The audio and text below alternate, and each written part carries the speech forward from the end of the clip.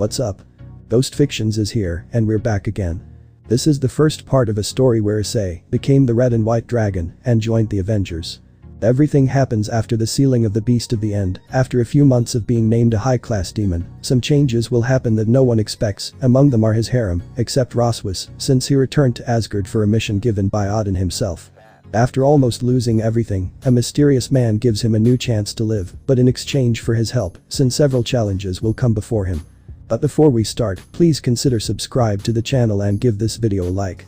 Don't forget to check the description for more informations. Also, this is a translate version. You may find some mistakes, specifically in the character's gender. Issei of course is a male, this time no changes in the genders. Now, let's get into part 1. Issei's POV.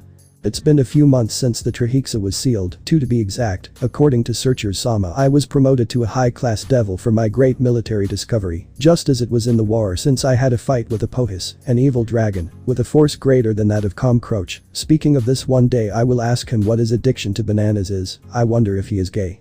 Well, today is my day. Today will be the day in which I will propose marriage to my entire harem, since they are everything to me. I was walking in the park looking at people, but a piece of bishop began to move in my bag that reminds me that I must start gathering my entourage. They told me the day of my promotion that they would give me lands in the underworld and a territory in the human world, since at the moment I share the city with Riaz and Sona.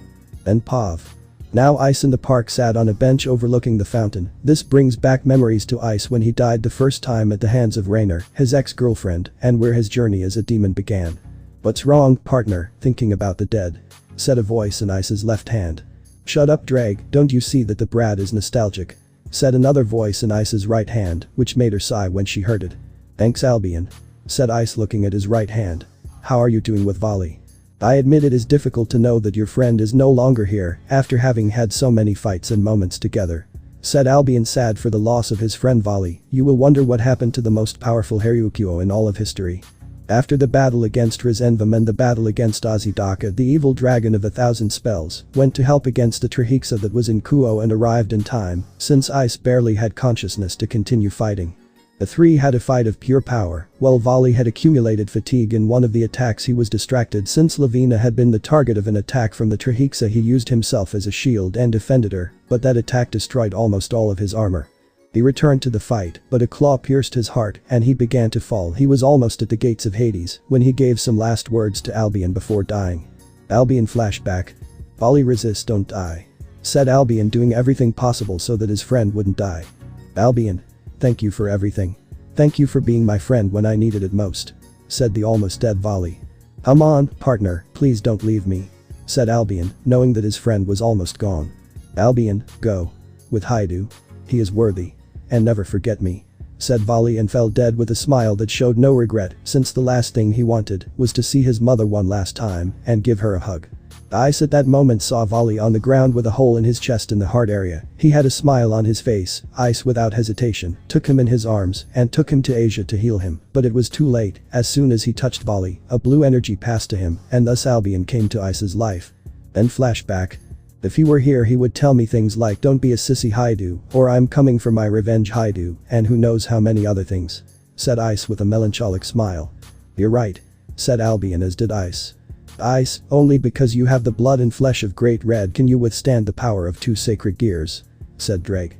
"I also feel the essence of your females, it surprises them," said Drake, giving Ice some advice, surprising Albion. "I didn't know you were a romantic one.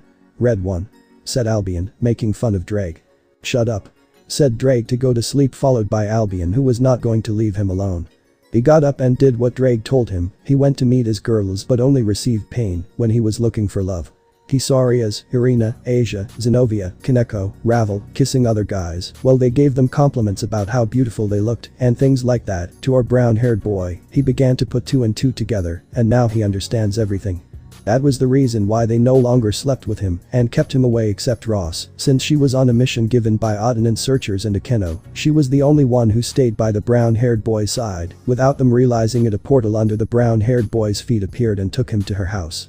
"We're sorry, partner," Albion said in Ice's mind as he went to his room and began packing his things into a small backpack to leave that house and never see those women again. "What will you do now, Ice?" said Drake, speaking to Ice.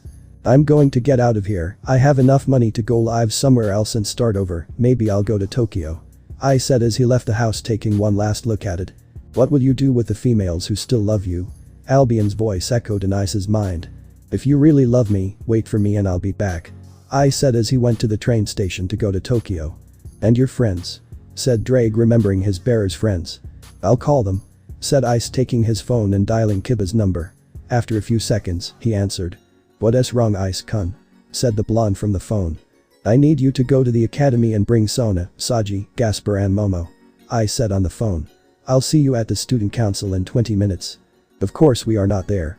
Said Kiba to hang up the call and alert the others. The man with an eye patch on his left eye saw Ice and smiled, approached him and gave him a phone in his pants pocket without him noticing and left from there. This boy will be necessary for what is to come. Already in the student council room were Sona, Saji, Momo, Gasper and Kiba. They were waiting for Ice while they all had the same question. Why are we here? Suddenly Ice entered with a smile that characterizes him, a kind and sincere smile. Thank you all for coming. Ice said, entering the room. For the one who told us to come, you're late. Saji said with his eyes narrowed. Saji is right. Momo said with an innocent smile. What do you want to tell us, Issei-kun? Said Sona, looking analytically at Ice. You see, the thing is that I have to leave Kuo for a while and I need your help. Said Ice. Why? Said an excited Momo and Sona. And so Ice told them what happened with the girls and that he needed some time away from Kuo and the supernatural world. He just wanted to be a normal boy. Ah. What the hell did you do, Riaz? You're an idiot. Said Sona, adjusting her glasses. I want you to help me with the following. Said Ice, getting serious. Sona, you know that I am an upper class. I want you to inform me if there is a tournament or something like that. Said Ice and received a nod from her. Kiba, I want you to be my eyes and ears in the occult club. If they ask you where I am, tell them you don't know anything. Said Ice to receive an agreement from him. Momo and Saji, I will give you a more special mission, which will be to process the exchange papers for this academy. I said so that both of them could see him and nod. And lastly, Gasper, I want you to burn all my porn magazines. They are in the cleaning room behind the mops. Said Ice, looking at Gasper, who tensed for a minute since Ice kept staring at him until. And please. Put on men's clothes. Hi, senpai. Said Gasper, doing a military salute. Thanks for everything, and tonight I'll leave. I'll just stop by Tobio's for a drink and then I'll leave. Once that's said, I'm leaving. Said Ice as he took out the divine dividing wings to vanishing dragon balance break. And so Ice took flight and disappeared into the sky while he thought about where he was going. Those were the only people he trusted, the only ones who went to visit him in the hospital after the fight against Trahixa. A week passed. Where were they when that happened? Surely they were receiving awards and what was only a weapon. Partner, stop thinking that, you know that it's not worth getting angry over them. Albion said in Ice's mind. Albion is right, Ice, they are not worth it. They did not value what you gave them. Make them see their mistake. They forgot you. Forget about them and live in the present. Do not tie yourself to the past. Said Drake, scolding Ice. This boy deserves it. Thanks, but I'll go to Tobio's bar and have a couple of drinks and then I'll leave. Said Ice as he descended onto the roof of his house and went to his room. At night he went to Tobio's bar and sat down to drink while listening to Lavina sing. He admitted she had a beautiful voice. What's wrong, Haidu? Said a black-haired boy with honey-colored eyes. Nothing, Tobio, I just want to drink in peace. Said Ice, looking at the man now known as Tobio. He threw him a shot of apple distillate. The house invites. Said Tobio with a smile and then walked away to continue tending the bar. What are you doing here if you're a child? Said a man with an eye patch and a goatee while holding a beer in his hand. Forgetting about certain people to whom I gave everything and they left me. Said Ice to drink a little. That must hurt. By the way, I'm Nick Fury, and are you? Said Nick, looking at Ice. Hi, do Issei, nice to meet you. Said Ice as he stood up. Goodbye, Tobio. You know, I can give you a chance to get away from them. Sekuruyute. Nick said with a smile. How do you know that? Ice said in an authoritative tone. Let's talk first and then I'll answer whatever you want. Said Nick, getting up and leaving money on the bar. Alright, let's go. Ice said as he followed Nick.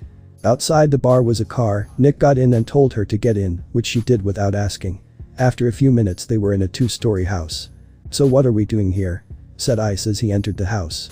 Answering your question of how do I know you are the Sekuruyute and the Haryukyo at the same time. Nick said as he sat down on an armchair and Ice sat in front of him. You see, we are from an agency of the American government to protect humanity from imminent dangers called SHIELD. We deal with what people don't want, we see where people don't want. Said Nick. We have agents in all the factions, except in heaven and Asgard, and you know what's best of all, is that we can give another chance to supernaturals like you, who seek to get away from the Gremory clan and the underworld. That's why I ask you to join me," Nick said, shaking Ice's hand just to give the final touch. "I want you to join the Avengers initiative," Nick said, seeing Ice's confused face. "And what is that?" said Ice, sitting up straight to be more comfortable. "They are the most powerful people on the planet, or rather a group of people with exceptional abilities to fight wars that we cannot. We already have 3 members, well 4 if you accept, and so what do you say you join the Avengers?" said Nick, watching Ice make a decision when the wings of the Divine Dividing appeared. "What's the first mission?" Albion said excitedly. "Finally a few challenges, after all Albion is already with my carrier, it would be boring," said Drake, just waking up. "When do we start?" Ice said with a smile on his face as his eyes turned to slanted iris. "Your first mission will be to go with an elite agent and an Avenger. She will train you in stealth and interrogation, then you will go to train with the leader of the Avengers, the first of all of them in hand-to-hand combat, and that's all. Any questions?" Nick said while he had Ice on a plane as they were heading to New York. "Just one, who are the other Avengers?" Ice said, to which Nick smiled. "The leader is Captain America, a war hero, or rather, from the Second World War before, a normal boy. The only abnormal thing about him is his twice critical, that, and that he was put into a project called Super Soldier that gave him the muscles he has now," said Nick, while Ice analyzed what he said. "If he has a sacred gear, plus that strength they say he has, he would be a monster. Just hope he hasn't reached balance break. The second Avenger is one of S.H.I.E.L.'s prodigious agents, an expert assassin and a serious and determined woman," Nick said as Ice paid attention to what he was saying. "These people are dangerous, and in what way?" "The third is a millionaire idiot, but a great person, nothing abnormal in him, except that he uses metal armor to fight. He's almost like you, except that armor and him would give problems to a supreme class. And lastly there's you, a dragon with the blood and flesh of the dragon god of dreams, who has faced gods and monsters in his year of being a demon of the Gremory clan. Until you were promoted to high class," Nick said with a smile. "In short, they are monsters in terms of power and skill," said Ice with a wild smile. "I like it. And you'll meet them," said Nick, seeing that they were already arriving at their destination. Suddenly the ship they were on stopped and landed on a large plane that was in the sky. Once the ship landed, Nick and Ice got off and went inside the ship. Inside were 2 men and a woman, the 3 of them at a round table. "Nick, where were you?" said a blonde with cat-like eyes that were light blue on the outside and green on the inside. "Come on, the man can't have fun." "Wait, and that kid?" said a black-haired man with brown eyes looking at Ice. "Is the new one right?" said a golden redeed looking at Ice, which received a nod from Nick. "Nice to meet you, I'm Natasha Romanoff, or you can call me Black Widow," said the woman with a smile that made Ice blush. "I'm Steve Rogers, I'm Captain America," said the guy with a smile on his face. "And I'm Batman," said the black-haired man, covering his nose with one arm, receiving a blow to the head. It hurt too. "I'm Tony Stark, or better known as Iron Man. My name is Issei Haidu, the current Secretary in Haryukyo," I said with a smile while Steve was amazed, since no one can bear that burden. "It's impossible, nobody can handle 2 sacred gears," Steve said, and Nick interrupted him. "Yes, because it's made from the blood and flesh of Great Red," I said while Tony was confused. "So this boy is a monster in every sense of the word, 2 heavenly dragons and the blood and flesh of the most powerful being in the universe," Natasha said in amazement. "Exactly, and you 2 will figure it out and Cap will start," Nick said, to which the super soldier understood. "Okay, come on kid, show me what you're made of," said Cap while being followed by Ice. "Nat and Dr. Boehner," Nick said. "I'll go get him tonight," said Nat to go change since she has a mission. "Now we start with a practice fight," Steve said, taking a shield and snapping his fingers. While Ice. Welsh Dragon Balance Break. The classic Ice armor appeared, only there was a different detail. The wings of the Divine Dividing were on the back. Cap threw his shield towards Ice, who took it and returned it with a bit of magic that he learned from Office. The captain dodged it and went against Ice. He punched him in the helmet, which Ice barely blocked, and he kneed the captain in the ribs, who received it and drew a little blood. He hit him in the face, sending him far away. Dragon shot.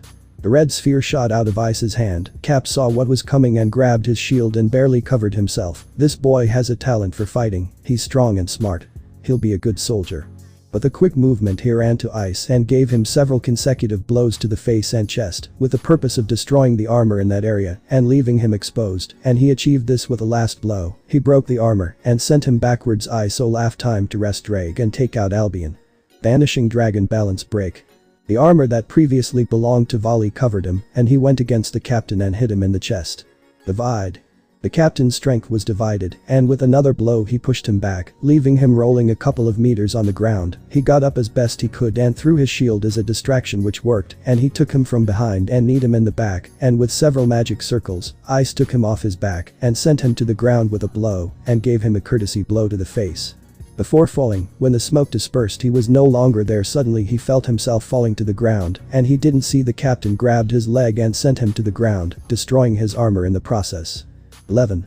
Ice put his armor back together before spitting out some blood from his mouth and looking at him there with an arrogant smile, as if saying, "It's all you have. Come on, come here," said Steve, provoking Ice, who achieved his goal. Ice went at full speed without realizing that the wings disappeared and changed to propellers to give more speed, and from one second to another. Welsh Dragon balance break. The armor returned, and with a quick movement he took out Ascalon and slashed the captain's shield that almost flew away, but resisted. Ascalon flashed and gave Ice an attack to use. He moved away and made a half-moon stroke, and it caught fire. Burning Moon. The attack hit the captain's shield. Ice thought quickly and used a Triatina and was promoted to tower. The armor changed and gave way to heavy armor, perfect for defense and attack. But he didn't count on that. Balance break. Arms of Justice. The captain gained more muscles and 2 more arms grew on his back. That in a way reminds him of Siegfried, only the one he is facing is someone experienced, not a novice like the late Siegfried. "It seems that 4 arms appeared," said Tony, looking at Steve with a look of astonishment. "Stark, how are you doing with what I asked you for?" Nick said, looking at Tony. "We located him in Romania, along with Agent Barton and his faithful flying monkey," said Tony. "It's time for you to see someone you'll recognize instantly," Nick said as he left the room where they were watching the fight. Ice analyzed the form of that balance break and only drew one deduction. "It's a subspecies of balance break," said Ice, since he knows them perfectly since he has 3 subspecies of the Securiute armor. "Just like your armor," Steve said with a smile. It's been a while since he had fun. "We continue," said Ice to give one last card to reveal. Welshing Dragon balance break.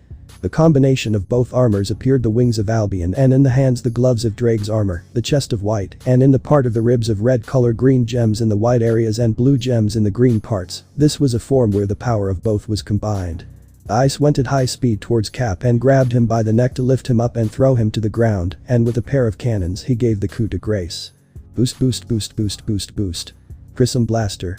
The torrent of blue and red energy went against the captain, who broke his shield and deflected the attack and sent it back to Ice, who was surprised and narrowly dodged the attack, while the captain appeared behind Ice and hit him in the face, destroying the helmet of his armor and sending him unconscious. Although he wasn't serious, the boy gave him a great battle. In Kuo. Sona Citri was sitting at her desk while she was going through some papers, and suddenly a magic circle appeared, and from it came out a folder and a cell phone. Sona was surprised and saw a note that it was carrying, and the note said, "Dear Sona, if you are reading this, it means that I am fine, and you will wonder why I sent you a cell phone, and I will tell you that it was because I also wanted that if I gave you a magic circle the leaders would appear and interrogate you. For them this will be undetectable. If you need me, just press 1 and I will be there in a matter of minutes. Without further ado, goodbye. Issei Haidu. DST. Never erase from your face that smile that I like so much. Idiot," Sona said while blushing at the compliment the brunette gave her. "Riaz, what did you do?" Sona said to see the blue sky as it conveyed a certain state of freedom and peace. After the fight between Ice and Captain America, he was resting in a bed while outside the room were Tony, Steve and Nick talking about the boy's performance. "I admit that Brad is skilled, combining both powers into one. That's something you don't see every day," Tony said while taking a drink. "I'm also surprised that he did what you said, Nick. You did a great job looking for the boy," said Steve, arms crossed. "But they left it that way. The girls who did it were surely only looking for power, and they compromised themselves so they could have him tied up," said Tony, looking at the boy. "It was difficult on the plane. She let out all her sorrows, and her pain could no longer be endured, and she cried while only repeating one phrase. Why? Was I not enough for them?" said Nick, looking at Ice as he began to wake up. "In a few minutes they will go for Loki and bring him here and take Issei," Nick said, to which they both nodded and entered Issei's room. Issei was in a strange room. He doesn't remember getting here when Mr. Stark and Steve and Nick came in behind them, who had a happy face. Then Tony approached Issei and sat on his bed. "Well done, kid, you passed the test," Tony said with a smile. "Welcome to the Avengers." "Eh?" That was the most intelligent thing that came out of Ice's mouth while Albion and Drake spoke. "What our friend wants to say is thank you for giving him this new opportunity," said Albion. "And especially the Godfather with the eye patch," said Drake mockingly. Ha. I like that guy. Said Tony while Cap looked at him and took his position as team leader and said. In a few hours we will go on a mission and you will come with us, Ice. If you have a uniform, put it on and we will leave in a few minutes. Said Steve as he left the room. I used to fight in the uniform of the academy I attended, and if I wear it now they will know who I am. Said Ice, seeing that he has nothing. Don't worry about that, there's a uniform in the closet made for you, put it on quickly. Nick said as he left the room. Now that we're alone, tell me what your life was like before. Tony said, sitting on a chair while Ice was changing in the room's bathroom. Well, before I was a pervert and one day a pretty girl asked me out. I accepted because I thought she loved me, since that was what she said. Then I realized that she was a fallen angel and she killed me, but I was resurrected thanks to Ria's Gremory, a high-class devil heiress of the Gremory pillar. She was engaged against her will, and the fiancé was a jerk. At that time I would have liked not to have messed with him because you will see later. I fought against him and lost, then I fought again and won with great difficulty. Then a crazy cadre arrived and I had to fight him. But I couldn't because the Haryukyu arrived and took him away. Then at the peace meeting I had to fight against him and it was a draw. Then a god arrived and I had to fight with him and his pets. Loki, that bastard, left me a mark with that stupid Fenrir. Too, in the end it was sealed and many other things. And one day I died and they revived me, but that is a story for another day. Said Ice as he left the bathroom in his room and came out in a blue suit and black boots that reached halfway up his legs. Well, let's go, Cap is waiting for us on the ship. Said Tony as he left with Ice to the ship. How did that wretch get out of the seal? Said Ice with notable fury. We don't know, but it has caused problems in several places around the world. Cap said calmly while Tony drove the Queenjet. Kid, tell him what his Scooby-Doo did to you. Tony said from ahead. That damn god did this to me along with his son Fenrir. Said Ice as he lifted his shirt and showed 3 holes in his chest in the heart area, one in the abdomen and another in the lower area of it. That madman wants to bring Ragnarok to destroy the world and make it in his image and likeness, since he is bored of it. Said Ice. I see, and how did you defeat him before? Said Cap curiously. He was sealed in a dimension that was made by the demon king Beelzebub to keep him there until the seal loses energy. Said Ice, explaining things. Hey, we've arrived in Romania. Tony said as he landed the ship and got into a capsule. Come on, it will take a while. Said Cap as he left there and started walking, followed by Ice. Meanwhile in the underworld. In the castle of the Demon King Lucifer, the 4 demon kings were in an important meeting, and Falbium was miraculously awake. Hella searchers, what are we doing here? Said Ajuka to his companion. I want to throw a party for Haidu Issei since he saved us from several threats, and I feel that this is the best way to say thank you. Said the Siskin. The Ice-chan is going to have a party organized by his dear Sarah-chan. Said the Mao Leviathan with a smile. And that's the only reason you wake me up? I'd better go to sleep. The one who said that was Falbium as he settled into his chair and fell asleep. When will it be? Ajuka said with a smile. In a month, but I want it to remain a secret. We will reveal it to you on the day of the party. Said the Siskin.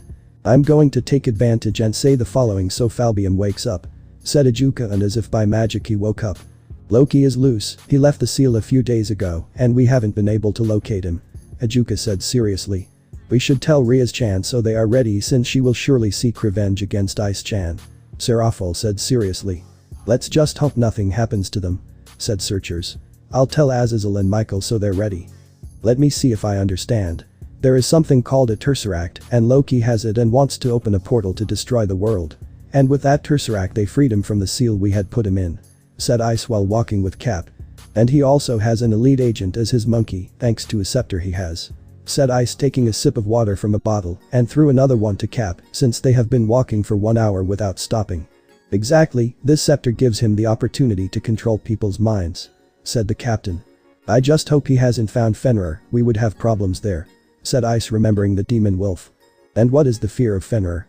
Said the captain curiously. The fangs. Those fangs are capable of killing gods without problems, even Odin would have problems with them.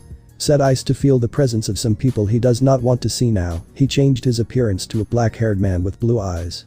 Wow, and that sudden change. Said Cap looking at Ice. They're here and I don't want them to know that I am here too. Said Ice as he walked. It was so bad that you didn't want to see them. Said Cap looking at Ice. Rias was forcibly engaged, although I broke the wedding, she cheated on me with the guy she got engaged to, Irina and Asia with some classmates, Zenobia with a third-year guy with a reputation for being a womanizer, Kaneko with a second-year guy, Ravel with another demon from the Barbados house, it was that bad. Said Ice while tears ran down his face. I'm sorry. I didn't know it was like that. Said the Cap while looking down. Let's go get Loki and then go get something to drink. I said as he walked with a smile. In the city of Romania there was a subject leaving a museum after having murdered a person. Everyone ran away from the place in terror, but with a movement of his scepter, he made everyone kneel, except for an old man who said to him, "It is because of tyrants like you that the earth is full of evil," said the old man. "Look at the man, let him teach you a lesson," said Loki as he created a ball of blue energy at the tip of his scepter and shot it at the old man. But the shot did not reach the old man, but something protected him, and when he saw a blonde man protecting him with a shield, which he got up and saw Loki, and he was surprised. "You know, the last time I came to Germany was to overthrow a tyrant like you," said the captain as he looked at him. "A soldier who comes from another time," Loki said with a wild smile. "And he is not alone," said a guy so that Loki could see him and be surprised since he used divine dividing to fly. Vanishing dragon balance break. The armor previously used by Vali emerged and scared Loki. If he is the strongest Teryukuo in history, he is lost since he took Fenrir the last time, and the wolf was stronger than him. "Teryukuo," Loki said to look at Ice with notable fury. From one moment to another, Loki lunged at Ice to hit him in the stomach, but he didn't achieve his goal. Ice dodged him by the skin of his teeth and kneed him in the ribs, sending him flying. But then the ship arrived and near it a man in armor stood in front of Loki and began to take out missiles from his entire arm while his hand was pointing at Loki. "You decide, little horns," said the armor while Ice stood at her height. "And who are you?" said Ice still wearing the armor. "You're late, Tony," said the captain, looking at the armor. "Mr. Stark, is that you?" I said curiously. "Of course, kid," said Tony as he removed his armor helmet. "Sorry for the delay, I had to bring Nat," said Tony pointing to the ship that was piloted by her and a man next to her. After a few minutes they were inside the ship. Loki was handcuffed. Ice and Tony were watching him while Cap went ahead with Nat. "So you are Dr. Boehner," said Ice. "I am Haidu Issei, the current Teryukuo and Sekiryuite, made from the blood and flesh of the dragon god of dreams." I said to take out both sacred gears. "You will pay for this, damn Bakemono," said Loki looking at Ice. "You're jealous because unlike you, I have friends and I don't force them to be with me," said Ice sticking his tongue out at Loki. "And where are your women?" said Loki looking at Ice who hardened his fists. Boost. The sacred gear was responding to Ice's feeling which was to knock out the teeth of that god. "I see they abandoned you, surely because you were useless and weak and they got real men who, unlike you, do please them," said Loki while laughing. "It's pathetic." "No, you are pathetic." Boost boost. Suddenly lightning started falling everywhere and Loki got scared and Tony saw the opportunity to make fun of him. "What's up, little horns? You're afraid of lightning?" said Tony in his armor. "Not to lightning. To the god who creates it, yes," said Loki. Suddenly the back door of the ship opened and a blond man with blue eyes appeared and was carrying a hammer. Ice recognized him instantly, took Loki and left the ship. Tony, who was without his armor helmet, put it on and went after him but was stopped by the captain. "Tony, do you have any plans to attack?" said Cap as he put on his parachute. "Yes, I have a plan and it is to attack," said Tony as he flew away. Welsh dragon balance break. Ice flew away with his thrusters while the captain just shook his head. Before taking his shield, Nat stopped him. "I'm sure it's a fight between gods and a furious dragon," said Nat. "The god I know wouldn't fight," said the captain as he jumped out of the plane. "Tell me, Loki, how you came back if you were sealed by the demons," said the blonde looking at Loki.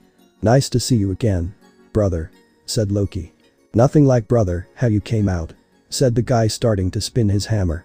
"I only have one thing to tell you, Thor, and that is that you don't care," said Loki. "Now I'm going to," Thor was saying, but a red blast fell on him. "Yes, I hear you," Loki said now alone. Thor, Tony and Ice fell to the ground. Ice always wanted to measure strength with a god and Morris Guardian, since these were the most brutal. The three separated at the moment of impact. The god got up and went to attack Ice, who was the closest. He got up quickly and put himself on guard. Thor threw his hammer at him, which he dodged and went against Thor, hitting him in the face, which Thor covered himself and hit him in the face, which destroyed the case. With a quick movement he changed to his illegal Triatina movement. He was promoted to Tower. His armor grew and became thicker. Welsh draconic rook.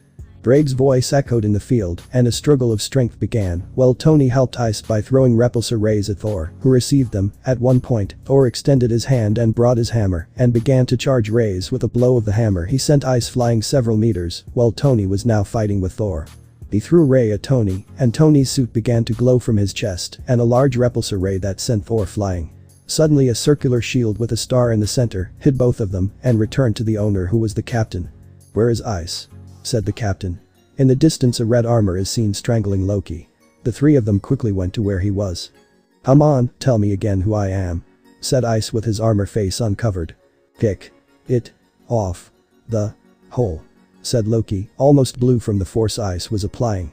"Ice stop," said the captain to throw his shield at him and make Ice release Loki. "Sekiruite, release Loki," said Thor as he took his hammer. "Kid, leave the bull," said Tony arriving with his armor. And the unexpected happened, Ice let go of him, but before falling he punched him in the face, sending him flying. "Go get him if you don't want him to die by my hand," said Ice to change his armor to Albion's. Banishing dragon balance break. Ice flew to the ship where Nat and Dr. Boehner were with fury, but took a deep breath and reached the ship. It was open from the back. Meanwhile in Asgard a man was standing on the edge of the bridge looking into the void until he saw something that caught his attention. "That boy has a great future," said a man with white hair and a beard and one eye. 20. "So you are the pillar of the fractions," said Thor seeing Ice, who removed the magic and became brown again, and so Thor recognized him and gave him a hug. "You know Ross keeps asking father about you, and when he realized what happened, Vider paid the bill," said Thor remembering how the Valkyrie punished the messenger. "I'm sure the poor guy spent days in the hospital," said Ice when he saw someone who supported him in the war. "And how are you since Trahixa?" said Thor. "Tired, I was going to get away from them to be able to live in peace, but they recruited me to continue fighting, and you already know what the life of a dragon is like," said Ice with a sigh. "Power attracts power, whether good or bad," said Thor. "Hey, I didn't hear any complaints when I told you were inside," Tony said. "Come on, leave the child alone, don't you see that he is suffering a lot? His harem left him. And his best friend died, have mercy on him," said Nat to hug Ice and put him between her breasts while he blushed from having Nat so close. 20. "Nat, let him go, you're going to kill him," said Cap so that Nat could see Ice, who was already red in the face with embarrassment. "He looks so cute when he's red," Nat said, giving him a kiss on the cheek which made him almost faint from embarrassment. "Dr. Boehner, how are you?" said Nick, who was entering the room where everyone was. "Well, I was able to rest until they called me," said Dr. Boehner. "I'm sorry but we had to gather them to fight the horns," said Tony. Meanwhile in a cell where Loki was, he smiled, he will get the Ragnarok and kill the Sekiruite with a good combo. After Loki was caught. They were in the Helicarger, Dr. Boehner, or better known as Hulk, and Tony were locating the Tesseract, since Loki's scepter and the Tesseract radiated a similar energy, the scepters being the strongest. Ice was in his room talking to Albion and Drake about whether there was a war, since knowing Loki, he has everything planned. "Drake, if a fight breaks out, I'm going to use Albion so they won't recognize me, since only Kiba, Momo, Sona, Saji, Gaspar and Akeno know that I'm also the Haryukyo," said Ice looking at his left hand. "Okay partner. But if you need me just tell me," said Drake. "Albion, how do you use the half dimension?" said Ice. "You have to gather a large amount of magic in the wings and then I'll take care of the rest," Albion said, giving him a brief explanation of how to use that technique. I see one last thing. Is there any chance I can use the Juggernaut drive like Vali?" I said so Albion could think for a few minutes. "Indeed. Yes you can, but we would only have about 10 minutes thanks to the magic reserves you obtained from office when you died," said Albion. "But I warn you that after using it you will be tired and weak, so I propose that you use it when you no longer see an alternative." "Well, I'm going to train a little to use it, I'm going to go to a field, I'll just," at the former Hyadu residence. They were all training 2 people since they are the new members of Ria's nobility, since Ice stopped being serious when he was promoted to upper class. One was a black-haired man with green eyes, he possessed a sacred gear that would do damage to any demon called Blue Shine, that gives the user the ability to create weapons of light, be they bows or swords, and can also enhance their magic attacks with ease. The other was a brown-haired man with red eyes, he possessed a mid-level sacred gear called Iron First, which, as the name suggests, gives the user the ability to double the strength of their attacks. "Briaz, haven't you seen Ice?" said a worried Akeno since she hasn't seen him for 2 days, and that worries her. A lot. "No Akeno. Why?" Ria said curiously. "I haven't seen him for days and that worries me," said Akeno. "He's probably in his room, looking at his magazines," Ria said unconcerned. "Excuse me, who is Ice?" said the brown-haired boy. "A high-class demon, you should study more Ryu," said the black-haired man. "Seriously Zero must be strong," said the one known as Ryu. "Not only that, Senpai is the Sekiruite," Kaneko said with an expressionless face.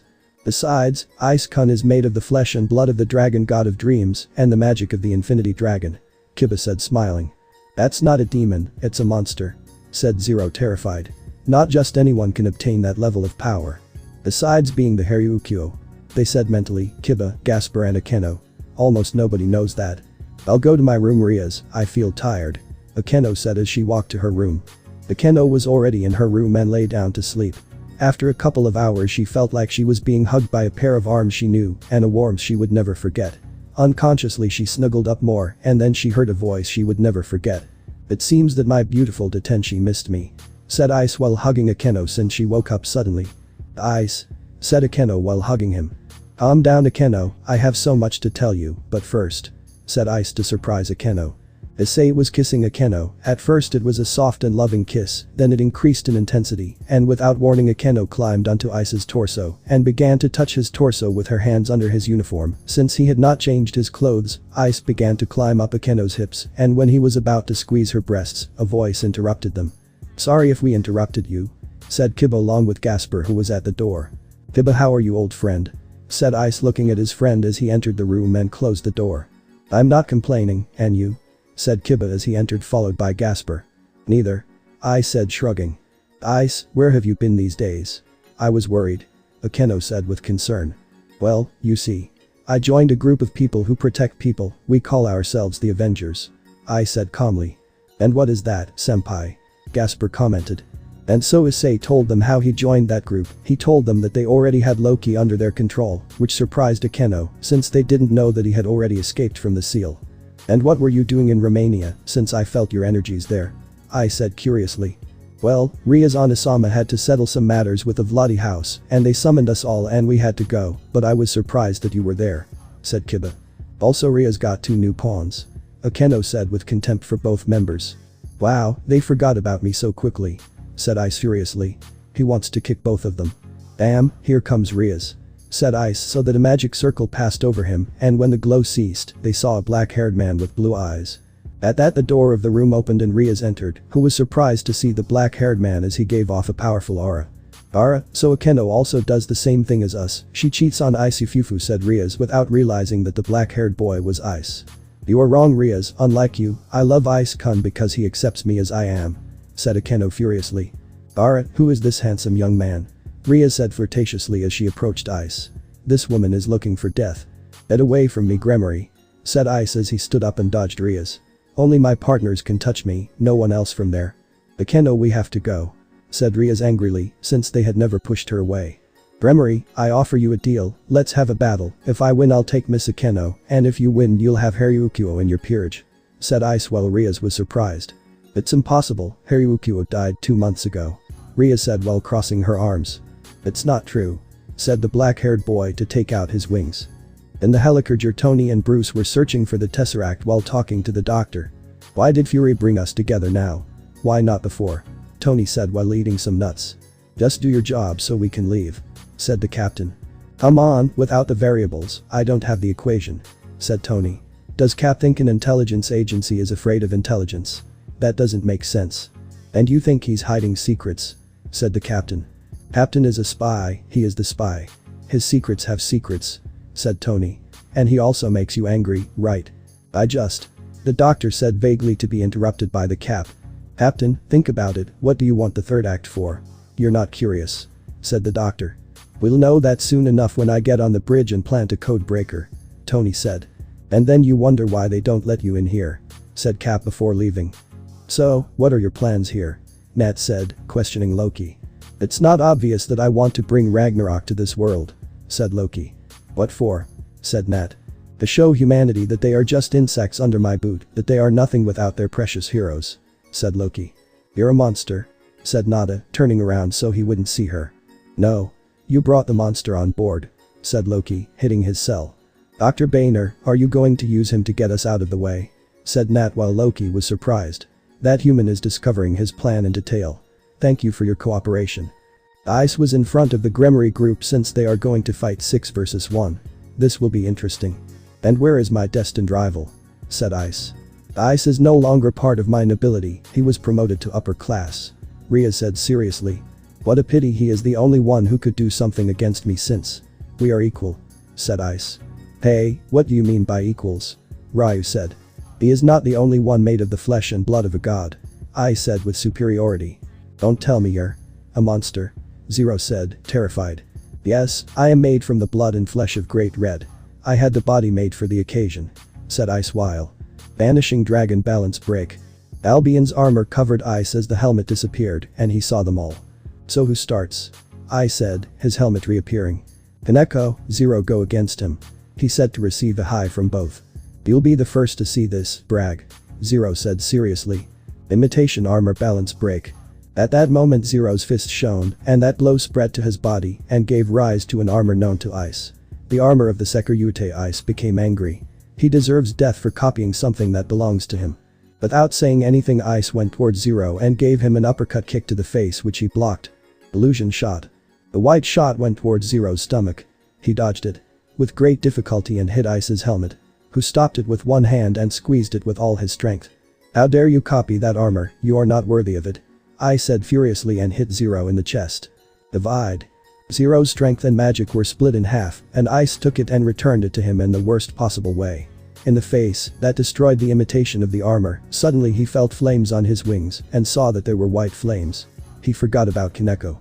Those flames will go out until you beat me, said Kaneko in her Nekomata level 2. But the speed that would leave a knight in shame, he hit her in the abdomen and then another in the chest. The bursts of blows were deadly. To finish, he gave her a burst of infinite magic that sent her flying and the flames went out. Ryu, Kiba your turn, said Rias. Kiba created a sword with Dragon Slayer effects and Ice created a magic circle from where he took out a sword with Demon Slayer magic. Kiba smiled, a good duel. It was about time. Both of them made accurate cuts.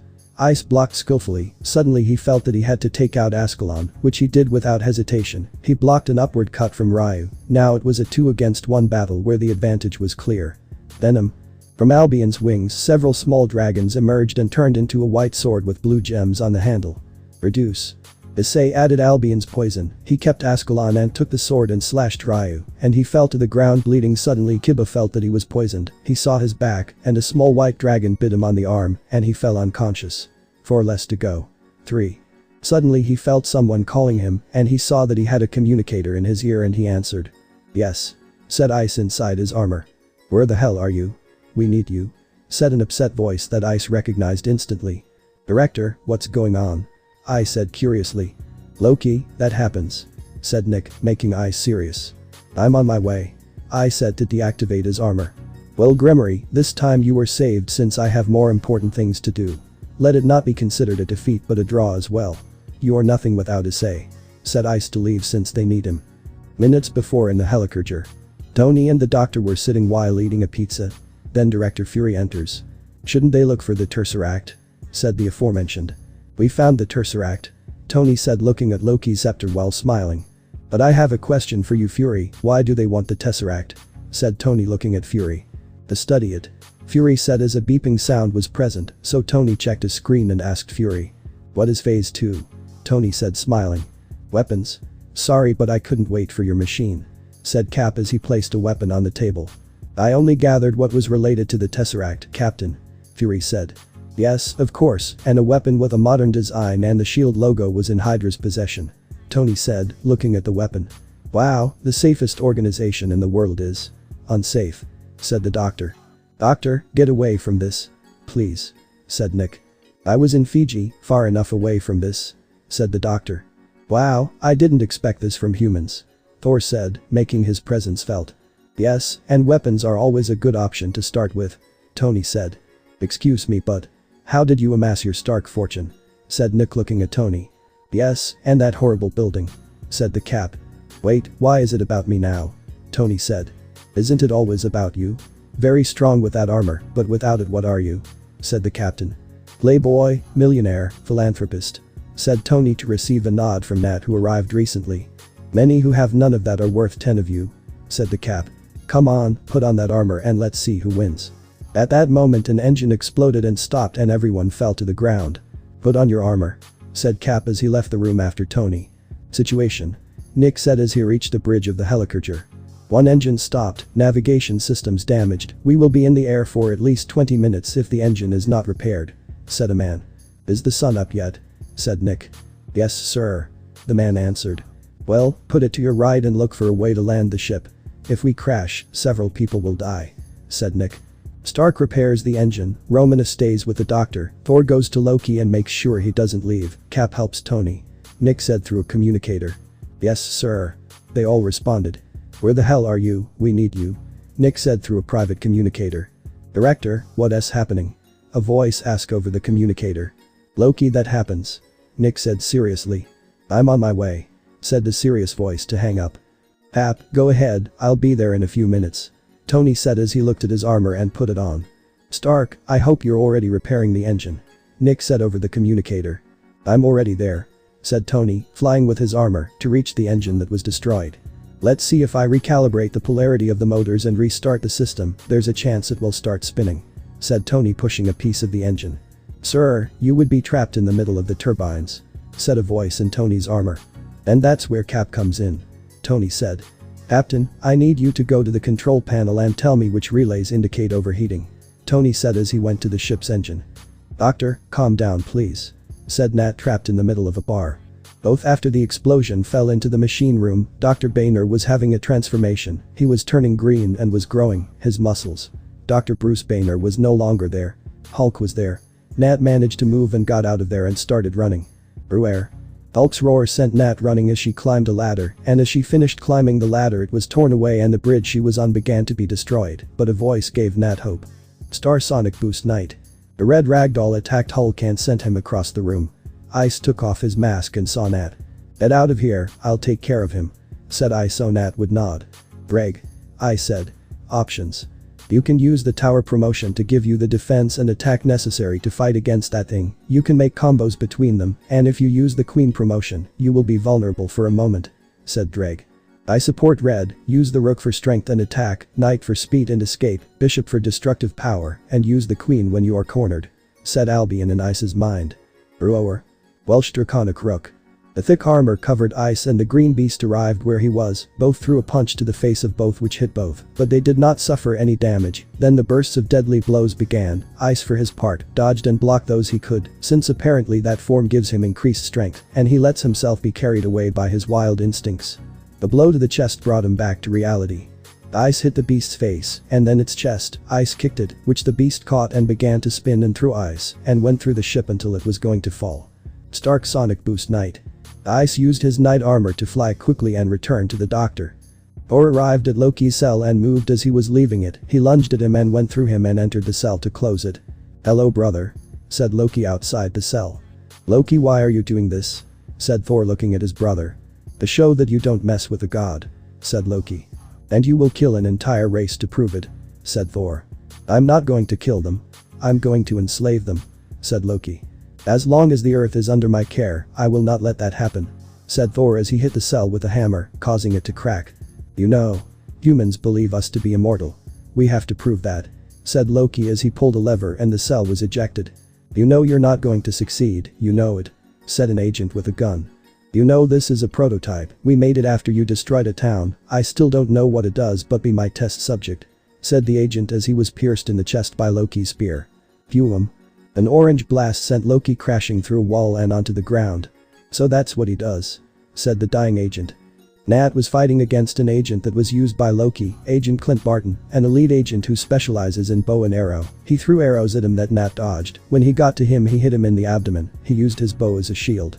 Nat grabbed a string, and Clint stretched the bow and then released it so that Nat hit his face with both hands, and then Nat with a quick movement hit him in the head which disoriented him, and then Nat grabbed his head and hit him in the face against a railing which knocked him out. I have Barton. Nat said over the communicator. Hap, what do you see? Tony said as he used a laser to break several pieces of metal and fall on them. Apparently it works with electricity. Said Cap, making Tony sigh. If you're right. Go to the relay and when I tell you to, reverse the polarity. Said Tony. And what is that? Said Cap, making Tony sigh again. There's a red lever, when I tell you to, you put it down, understand? Said Tony. Copied. Said the Cap. Okay, Jarvis, full power. Said Tony. As you command sir, said a voice inside the armor. But Issei arrived in time with the doctor since he had begun to destroy the maintenance hangar. Welsh Draconic Rook. Ice hit him on the back, and Hulk returned to the attack with a kick that Ice narrowly dodged, both exchanged blows, but that thing did not have a scratch, only one thing comes to mind. Regeneration. The three of them said. A blow to the chest, another to the face. Ice was on the defensive and defended himself as best he could. They were in the laboratory, and an idea occurred to him. Star Sonic Boost Knight. Ice changed into his knight armor and walked as far away as he could and yelled at Hulk. "Hey ugly, come for me," said Ice while flying in the air. Beware. With a powerful roar, the beast jumped and went against Ice and hit him in the face, and as the knight's defense is almost nothing, he received it full force and drew blood, and his helmet was not even mentioned. They both fell to the ground. Ice was unconscious but achieved his objective, saving several people at the cost of his life. "I'm on high, you get up, if you don't you are not worthy of being my destined rival. Besides, it is not time for you to come here yet, you still have a long way to go," said a voice next to Ice, and when he saw it was Volley who was flying next to him with the smile that characterizes him. Welsh Draconic Rook. In a movement of pure will, Ice turned things around, and now he was punching Hulk in the air. The fall was imminent. If he was going to survive. Maybe. He regrets. He would never do it again and again. "Thank you, Volley," I said with a smile. "No need to, partner," said Volley and disappeared. Tony was pushing the turbines of the engine, which was already gaining strength and was beginning to leave Tony behind, leaving him scared. "Captain. Now," Tony said. "Wait a minute," said Cap as he was fighting with several infiltrators. "Oh. No," said Tony as the turbines had already picked up speed and now he was lying on his back and suddenly fell into the turbines. "Captain. Now," Tony said between the turbines. "Ready," said the captain through a communicator.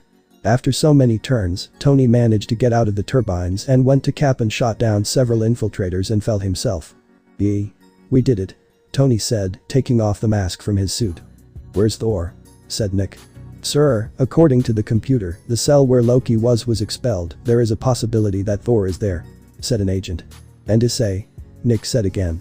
"We don't know, the last thing we received was that he was fighting in the air with Dr. Boehner," said another agent. "And Loki?" I asked once more. "He escaped. He left with the iridium that was in the helicarrier," said the third agent. "Let's just hope that crazy guy doesn't open the portal," Nick said. Thor was falling into the cell that Loki used. He was trying to hit the glass to break it, but he couldn't. The spin of the cell was throwing him from one side to the other, and then an idea occurred to him. If he stayed still on one of the cell walls and pushed himself hard enough, he would break it and get out of there. It happened that when Thor was about to fall, he did what he set out to do and managed to get out of his cell and was propelled towards an empty field, and the Mjolnir fell to another place. A little far from him, but it fulfilled its purpose and did not die. Ice continued his fight against Dr. Boehner. Both of them were giving machine gun blows. Ice did everything possible so that the doctor would fall under him, so that his body would cushion the fall. But the doctor didn't make it that easy for him. He turned things around. Ice was already feeling tired, his balance break was soon to go. But he had to make the most of it. Cardinal Chrism promotion. The crimson armor covered him, and now he was in control of the fight, pushing the doctor to the ground. They were already close. They went through a building, passing through several floors until the doctor fainted and detransformed. At least he survived. "Is everyone okay?" said the Cap sitting at a round table. "I only have a few scratches, but I can only use my armor once and after that, goodbye," said Tony. "Where is Issei?" Nat said worriedly. "He sacrificed himself so that the doctor would stop destroying the helicarrier. The last we knew was that he was in the air with Dr. Boehner. We still don't know where they landed," said Fury. "This is all your fault, Fury. What were you thinking?" "I was just a kid," said Cap furiously. "You think that my friend doesn't hurt me? How do you think I'm going to tell his parents that their son died defending 13,000 people at the cost of his life?" said Nick excitedly.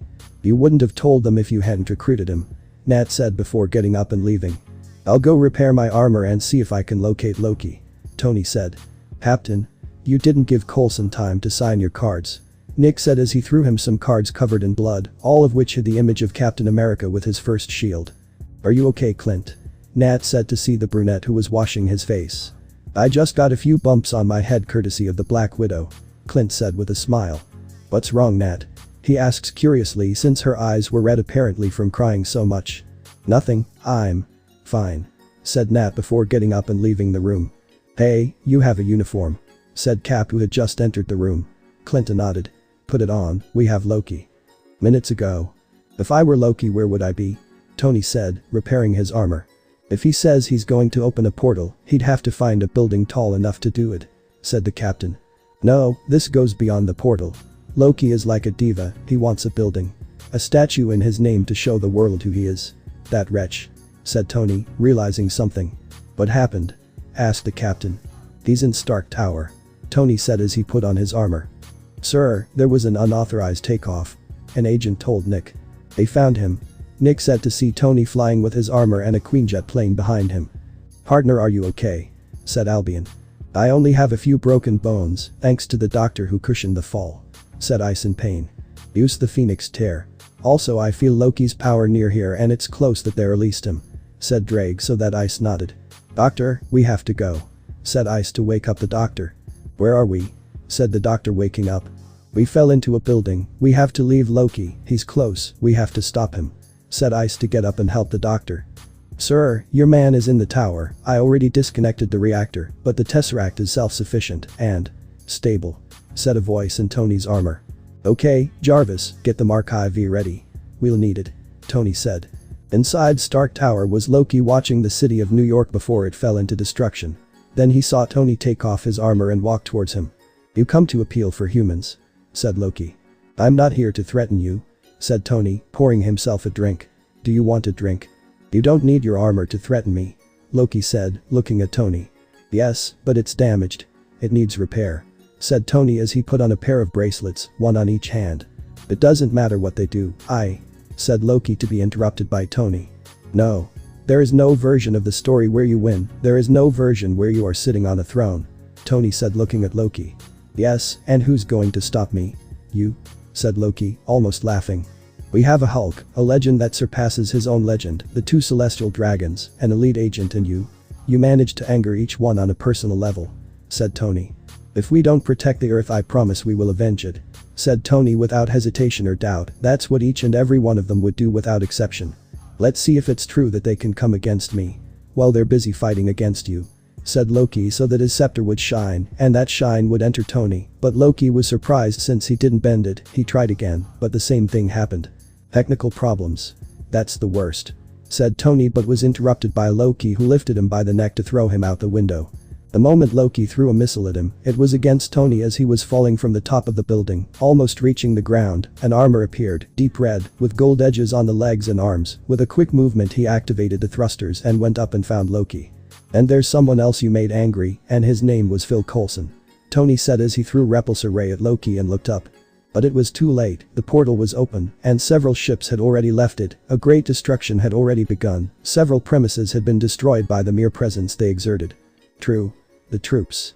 Said Tony to go against the portal, and when he arrived he launched several Repulsor Rays at the ships that came out of the portal, destroying a few. Tony, take out as many as you can. We're on our way. Said the captain over the communicator.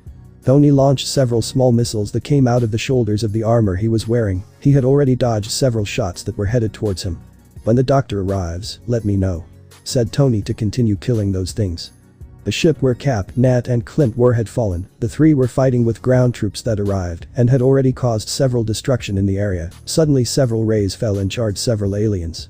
Thor had made his presence known with a ray, although for being the god of lightning it took him a while. Captain ready for duty. Said Thor turning his hammer.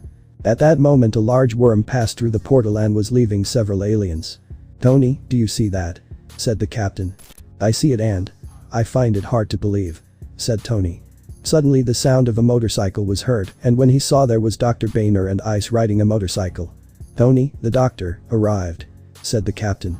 Boehner? Well, tell him the party is on its way. Said Tony as he was followed by the flying worm.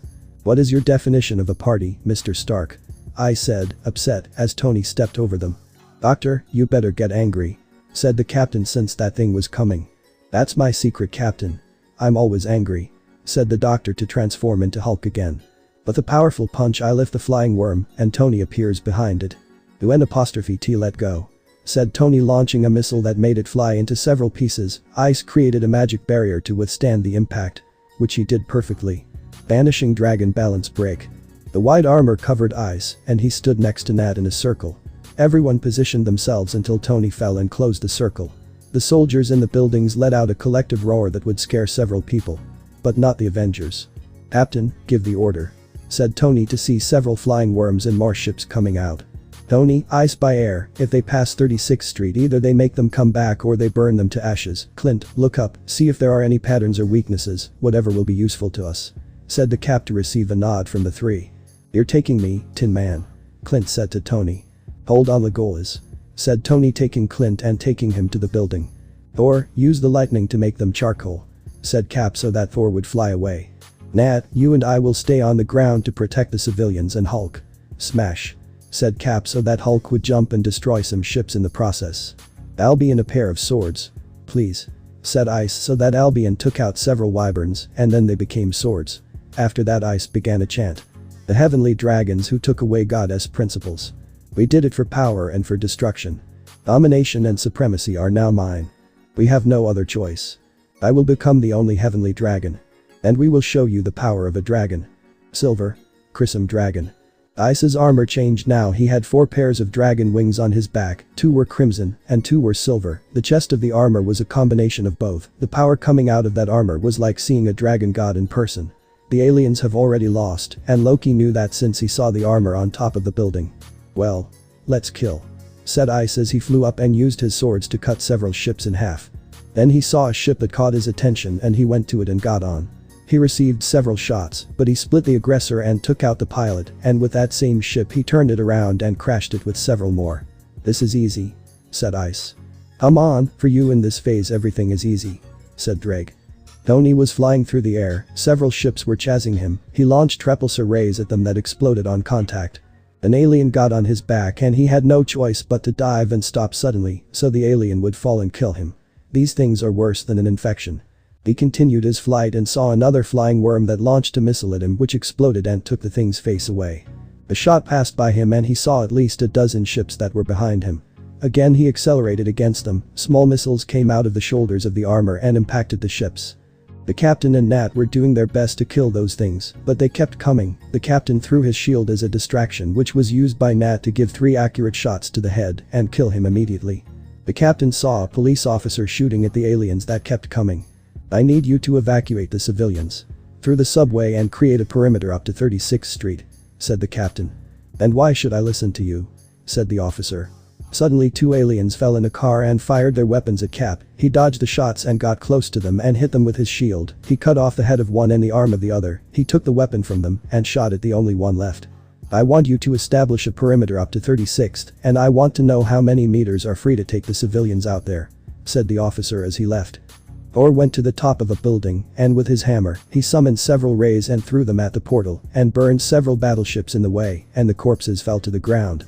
Since the Trahik said he doesn't do that and it feels good. Several shots hit him, and he saw the next ones killed by a god. Og, now he has Loki's superiority complex. But Hulk? Well, it was nothing out of the ordinary since he could destroy ships with just the waves of wind. He was in the air and killed them like flies. With one impulse he fell into the tower where Loki was, and when he fell he roared, and when he was going to attack him, Loki yelled at him. I am a god, you can't beat me, you're just jock, said Loki but couldn't continue. Since Hulk caught him by the foot and began to slam him against the ground again and again from one side to the other until he stopped and saw him in a pitiful state from a final lash that left him on the ground. Weakling, said Hulk to leave, but before jumping he heard moans and smiled to leave from there. Clint fired several arrows that hit the ships and shot them down without missing any targets. Then Tony spoke to him. Any advice, Robin Hood? Said Tony since he had at least 6 ships behind him. And boy were they annoying. Yes. Look for tight turn spots since the ships can't hit them. Said Clint to shoot down a ship and kill 3 with 1 arrow. Thanks, anything else? Said Tony as that advice works for him and he leaves the ships. If Issei and Thor fight with a squad on the 5th. Clint said to continue killing with arrows. And they didn't invite me. Tony said to go to 5th Avenue. Ice and Thor were in a fight against an entire squadron on top of the flying worm. Ice finished them off with his swords, splitting them in half and slitting their throats. Thor attacked with his highest caliber rays and burned them instantly. Ice took a piece of metal from the armor of that thing and forcibly embedded it in the head of that thing. Thor used a ray and finished embedding it in the head of the worm, killing it instantly so that it would fall onto a bench where Ice and Thor would punch each other as friends, and then they went in search of those things. Both having fun, one for a dragon and the other for a god. Tony continued with his aerial elimination as those things kept following him and he saw a flying worm and an idea came to him. Hey Jarvis, you know Jonas's story. Tony said as he headed straight for the worm's mouth. Sir, I would N''T consider you an example to follow. Said Jarvis so that Tony entered the giant alien's mouth and it exploded and sent him to the ground. Well, it's time to move on. If he wants to have a date with his fiancée, he has to survive. Captain, there are several civilians trapped in a bank on 18th Street. Clint said over the communicator. I'm on my way, said the captain to go straight to the bank. Once at the bank, they had several civilians in a circle while they had them surrounded. The captain entered and threw his shield at one who apparently was not affected, hitting him in the face, and the other grabbed him by the back and removed the mask he was wearing. Vito didn't care much and hit him so hard that he dropped a bomb that the other guy was carrying. He grabbed it as best he could and threw it at the captain, but the latter covered himself with his shield, and the explosion didn't take long to come, killing those two, and the civilians ran away in terror, and a girl saw the captain bleeding from his side.